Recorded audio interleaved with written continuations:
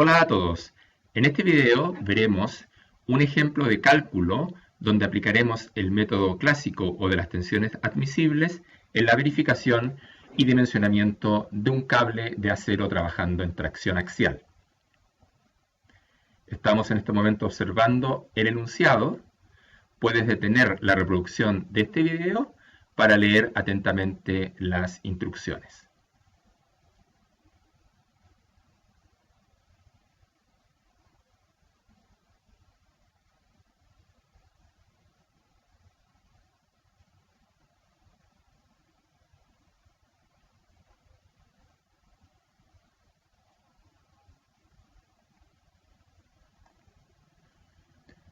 Comencemos. Nuestra empresa ha sido contratada para realizar el análisis resistente de los cables de suspensión de un sistema de ascensores. Lo anterior como consecuencia de una posible corrosión que estos cables están experimentando debido a que el edificio se encuentra muy cerca del mar, en zona costera. Las fuerzas que actúan en el cable de suspensión son las siguientes. En primer lugar, el peso y las cargas de ocupación de la cabina. Se nos indica en el enunciado que la cabina es de acero, es una caja de acero, cuyas dimensiones se muestran acá en la figura. Por otra parte, el sistema cuenta con un contrapeso, que es de hormigón, y cuyas dimensiones también podemos observar acá en la figura. El contrapeso tiene como función reducir la fuerza que el motor debe ejercer para desplazar verticalmente la cabina del ascensor. Tenemos entonces, por una parte, la fuerza que ejerce sobre el cable el peso total de la cabina y por otra, la fuerza que ejerce el contrapeso también sobre el cable. A partir de esta información, iremos dando respuesta al encargo del cliente. Comencemos por determinar las cargas que actúan en el sistema. Fíjense bien, primero, la fuerza que ejerce la cabina sobre el cable. Acá está el esquema. La carga que ejerce la cabina sobre el cable será la carga de ocupación más la carga de peso propio. De acuerdo al enunciado, la carga de ocupación es de 700 kilogramos fuerza y equivale a 8 personas. Más la carga debido a peso propio. ¿Cómo se determina? De acuerdo al enunciado, se nos indica que es una caja de acero, cuyas dimensiones son las que aquí se indican. Entonces, fíjense bien, por una parte tenemos 1,2 por 2, que sería la cara frontal, por 2, más 1,5 por 2, que sería una de las caras laterales, por 2, más una de las chapas o placas superiores o inferiores, 1,2 por 1,5 por 2. Eso nos da la superficie, multiplicada por el espesor, que de acuerdo al enunciado es de 8 milímetros, nos da el volumen. Y eso, multiplicado por la densidad del acero, nos da finalmente que el peso propio es de 899 kilogramos fuerza. Pero fíjense bien, además se nos indica el enunciado que debemos considerar un 30% adicional correspondiente a los diferentes accesorios que componen la cabina. Por lo tanto, la fuerza que ejerce la cabina sobre el cable es de 1868 kilogramos fuerza. Vamos ahora a la fuerza que ejerce el contrapeso sobre el cable. Acá está el esquema. Fíjense bien, serán las dimensiones del contrapeso, que en este caso es 1,2 por 2,2 por 0,25 de espesor. Estas unidades están en metros. Por la densidad del hormigón, que es 2.400 kilogramos fuerza partido por metro cúbico. Eso nos da un valor correspondiente al peso del contrapeso igual a 1.584 kilogramos fuerza. Fíjense bien, se produce una diferencia entre la fuerza que ejerce la cabina respecto de la fuerza que ejerce el cable. En principio, uno podría pensar que esto no está en equilibrio. Pero fíjense bien, la diferencia entre el P de la cabina y el P del contrapeso lo absorbe lógicamente el motor. Y esa diferencia es, en este caso, de 284 kilogramos fuerza. Es decir, el motor para mover el sistema solo debe movilizar una fuerza del orden de 300 kilogramos fuerza, a diferencia de, si no existiera el contrapeso, la fuerza que el motor debe desarrollar para mover el sistema debería ser del orden de 1870 kilogramos fuerza. En resumen, para la verificación del estado resistente de los cables, la fuerza que nosotros debemos utilizar en todos los cálculos es aquella que resulta mayor, que lógicamente es en este caso la de la cabina. Por lo tanto, la fuerza que se ejerce sobre el cable es de 1868 kilogramos fuerza. Revisemos el objetivo A. Verificar las dimensiones del cable y calcular el nivel de seguridad real de este. En primer lugar, recordemos que la fuerza que ejerce la cabina sobre el cable es de 1868 kilogramos fuerza. Apliquemos la ecuación del método clásico o de las tensiones admisibles. La tensión de trabajo debe ser menor o igual que la tensión admisible. En este caso, en tracción axial es la fuerza partido por el área, y eso debe ser menor o igual que el límite elástico del acero dividido por un factor de seguridad. Reemplacemos. En este caso, la fuerza T es 1868 kilogramos fuerza. El área, recordemos que de acuerdo al enunciado, es un cable de diámetro 12 milímetros. Por lo tanto, el radio en centímetros es 0,6. Eso al cuadrado por pi nos da el área. La tensión de trabajo resulta ser 1651,7 kilogramos fuerza partido por centímetro cuadrado. Por otra parte, la tensión admisible es el límite elástico del acero, que es 3200, dividido por el factor de seguridad, que es 1.67. Eso da que la tensión admisible es igual a 1916,2 kilogramos fuerza partido por centímetro cuadrado. Por lo tanto, el cable verifica al ser menor la tensión de trabajo que la tensión admisible. Ahora bien, fíjense en este número, tensión admisible 1916 versus tensión de trabajo 1651. Es decir, claramente el margen de seguridad que yo tengo es mayor que 1.67. Veamos entonces cuál es el factor de seguridad real que posee el cable. Para ello aplicaremos la fórmula del método clásico. Tensión de trabajo menor o igual que tensión admisible, y la tensión admisible es el límite elástico del acero dividido por el factor de seguridad. Fíjense bien, tomen el factor de seguridad y lo pasan hacia la izquierda, hacia arriba, y la tensión de trabajo la pasan dividiendo. Por lo tanto, la fórmula queda que el factor de seguridad es el límite elástico del acero dividido por la tensión de trabajo. Esto es 3200 dividido por 1651.7. Eso da como resultado 1.98, que es un factor de seguridad un 19% mayor que el exigido por el diseño en acero. Hemos dado así respuesta al objetivo A. El cable verifica y su nivel de seguridad es un 19% mayor que el exigido por el diseño en acero. Veamos ahora el objetivo B. Plazo en que los cables podrían cortarse si no se realiza ningún tipo de intervención. Recordemos que los cables están sufriendo un proceso corrosivo producto de que los ascensores están instalados en un edificio en zona costera. Recordemos en primer lugar que la fuerza que actúa en el cable es de 1868 kilogramos fuerza y, de acuerdo a lo que nos indica el informe del laboratorio, la degradación del cable es a razón de 0,0002 por día, específicamente una reducción del diámetro del cable y siempre referida al diámetro original. Luego, para responder esta pregunta, lo primero que debemos hacer es calcular el diámetro límite del cable antes que éste se corte.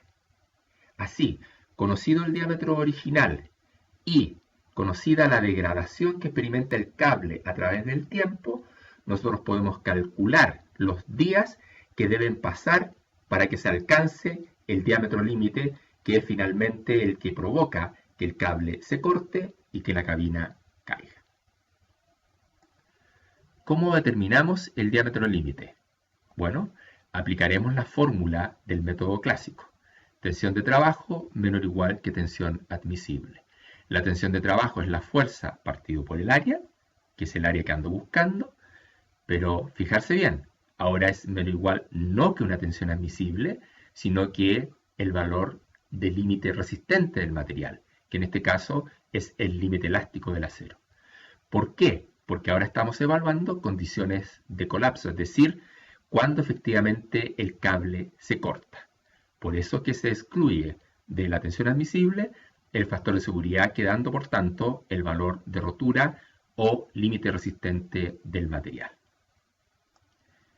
Despejando de esta fórmula el área límite, nos queda que el área límite será igual a la fuerza dividido por el límite elástico del acero, es decir, 1868 kilogramos fuerza dividido por 3200 kilogramos fuerza partido por centímetro cuadrado.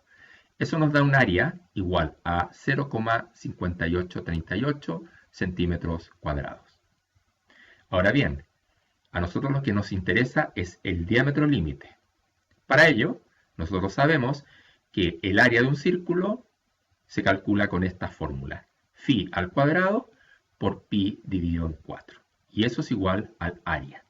Despejando esta fórmula, nos queda que el diámetro límite es igual a 0,862 centímetros, es decir, 8,6 milímetros. Fíjense bien, para que el cable se corte, el diámetro original, que es de 12 milímetros, debe pasar a un valor de 8,6 milímetros. Como nosotros conocemos la degradación por día, podemos calcular cuántos días deben transcurrir para pasar de 12 milímetros a 8,6 milímetros. Para ello, aplicamos esta expresión matemática. Acá está el diámetro original, que es 1,2 centímetros, menos lo que se degrada el cable a razón de 0,0002 por día, siempre respecto del diámetro original. Y ese resultado debe ser coincidente con el diámetro límite. Por lo tanto, si nosotros ahora igualamos estas dos ecuaciones, porque el diámetro límite ya lo hemos calculado, y despejamos x, nos da como resultado que x es igual a 1408 días. Ahora bien, debemos hacer un pequeño ajuste. ¿Por qué? Porque el proceso corrosivo, de acuerdo al enunciado, comenzó 6 meses antes. Y la pregunta que nosotros debemos responder aquí es cuántos días deben transcurrir a partir de hoy para que el cable se corte. Por lo tanto, a los 1408 días debemos restar 6 por 30, es decir, 180 días, y eso nos da como resultado 1228 días. Es decir, en 1228 días más, el cable se corta. Revisemos ahora el objetivo C. Plazo en que los cables podrían cortarse si se suben periódicamente 10 personas. La resolución de la parte C de este ejercicio es similar a la parte B, teniendo solo la precaución que ahora la fuerza que actúa sobre el cable es un poco más alta. ¿Por qué? Porque en la situación original son 8 personas y ahora son 10 las que suben periódicamente al ascensor. Por lo tanto, el peso de esas 2 personas adicionales es igual a 175 kilogramos fuerza. Por lo tanto, ahora el peso del cable será un poco más alto. De acuerdo al informe del laboratorio, la degradación del cable, del diámetro del cable, es a razón de 0,0002 por día. Calculemos el diámetro límite con la fórmula de método clásico. Lo que hacemos es despejar esa área límite, pero fíjense bien, a diferencia de la parte B, ahora la fuerza que actúa en el cable se le añade el peso de 2 personas adicionales. Eso da que el área límite es 0,6384 El diámetro límite ahora, en vez de ser 8,6 milímetros, es 9 milímetros, aplicando la misma expresión matemática de la pregunta B y igualando estas dos ecuaciones, nos da que la cantidad de días ahora es 1243 días.